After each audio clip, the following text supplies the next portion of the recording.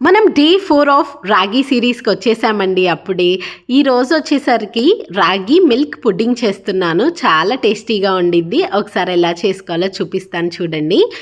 ఇక్కడ నేను ఒక గ్లాస్ రాగులు తీసుకున్నాను. ఒక గ్లాస్ రాగులు నైట్ అంతా నానపెట్టుకోవాలి. ఒక 4-5 సార్లు నీట్గా కడిగి నీళ్లు పోసేసి నానపెట్టుకొని పక్కన పెట్టేసుకున్నాను.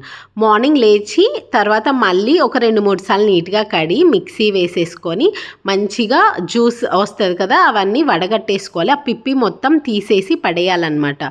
ఇక్కడ మనం ఈ పాలు ఉంటాయి కదా, రాగి పాలు, ఈ రాగి పాలని మాత్రమే యూస్ చేస్తాము. ఇక్కడ వచ్చిన పిప్పి ఉంది కదా, ఇది తీసి పడేయాలండి. ఇప్పుడు దీంట్లోకి మళ్ళీ నేను కోకోనట్ ఉంటుంది కదా, ఆ పైన చెక్కు మొత్తం తీసేసి సన్నగా కట్ చేసుకొని పీసెస్ని మిక్సీ వేసేసుకొని సేమ్ ఇందాక చూపించినట్టే చేసేసుకోవాలి. దీనిలో ఉన్న మిల్క్ని మాత్రమే మనం ఈ రెసిపీకి యూస్ చేస్తాము. ఇలా మిల్క్ తీసేసుకొని పక్కన పెట్టుకోవాలి. ఒక ప్యాన్లో చాలా అడుగు మందం ఉన్న ప్యాన్ అయినా తీసుకోండి, లేదంటే నాన్ స్టిక్ ప్యాన్ అయినా యూస్ చేయండి. ఎందుకంటే ఇది ఈజీగా అడుగంటుతుంది. దీనిలోనే పాలు మనం ఏదైతే స్ట్రెయిన్ చేసుకున్నామో అవన్నీ వేసి కొంచెం చిటికెడు సాల్ట్, అలాగే 1 గ్లాస్ ఆఫ్ బెల్లం తీసుకున్నాను. ఇక్కడ నేను బెల్లం పొడి తీసుకున్నాను. మనం బెల్లం కూడా వాడచ్చు.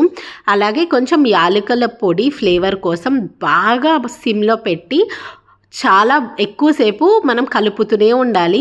ఈ రెసిపీ చేయడానికి 1 గంట టైం మాత్రం ఈజీగా పట్టిద్దండి. ఇలా కలుపుతూనే 1 గంట పడుతుంది. అప్పుడప్పుడు ఒక్కొక్క స్పూన్ వేసుకుంటూ ఉండాలన్నమాట నెయ్యి. ఇక్కడ నేను 5-6 స్పూన్లు నెయ్యి వేశాను. ఒక మౌల్డ్ దేంట్లో అయితే మనం దీన్ని వేసుకోవాలనుకుంటున్నామో ఆ మౌల్డ్కి నెయ్యి రాసేసుకొని ఇది పూర్తిగా చల్లారిన తరువాత దాంట్లో వేసేసుకోవాలి. ఇది చాలా చాలా దగ్గర పడాలి. దగ్గర పడితేనే మనకి మిల్క్ పుడ్డింగ్ అనేది వస్తుంది. ఇలా చూపిస్తున్నట్టు మొత్తం పుడ్డింగ్ మొత్తం వేసేసుకొని పూర్తిగా చల్లారిన తర్వాత కొంచెం సేపు ఫ్రిడ్జ్లో పెట్టేసుకొని సర్వ్ చేసుకోవడమే చాలా టేస్టీగా బాగుంటుంది. ఒకసారి ట్రై చేయండి.